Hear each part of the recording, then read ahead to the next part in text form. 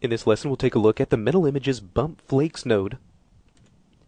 So with this node, we can have the capability of adding the metallic flake effects to our Mental Images metallic paint shader.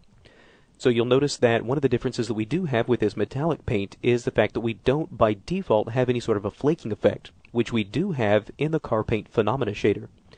So our method of adding these flakes is to just simply take a look inside the metallic paint shader, open up the flake parameters, and now we can plug in the flake bump. So we'll click on this, and we can either drop this in directly in the hypershade, or we can use this particular browser to come in and add it.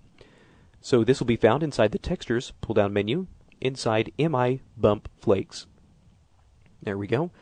And so now you can start to see a few changes that have been made to this shader. So here we have control over the flake density, strength, and scale, as opposed to having them all contained in one node, which is what we have in the car paint phenomena. So in this case, all we would have to do is come in and begin to decrease things like the scale. We can begin to increase the strength of this as well.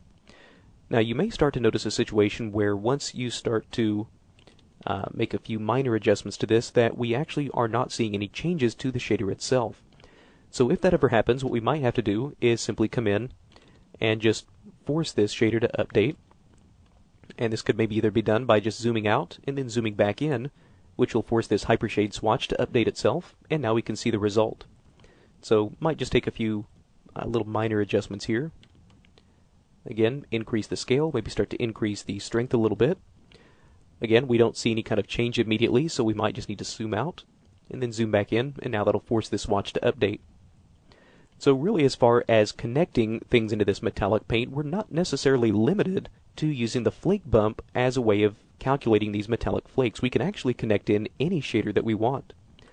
So if I were to disconnect this, and let's instead drop in a Maya node, and we can use something like a leather for this. And we come in and just start to shade this to where we actually have the leather cells, which are more of a black and white. Middle click, drop this onto our metallic paint. We'll go to Other, which will pull open the connection editor. So in our leather shader, we could always do something like add the out R color or any of these RG or B values. That way we just get black and white scalar value.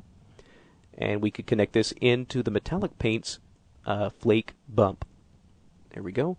And once that's done, now you can see that we're actually using the cell shader as a method of adding some kind of flakes.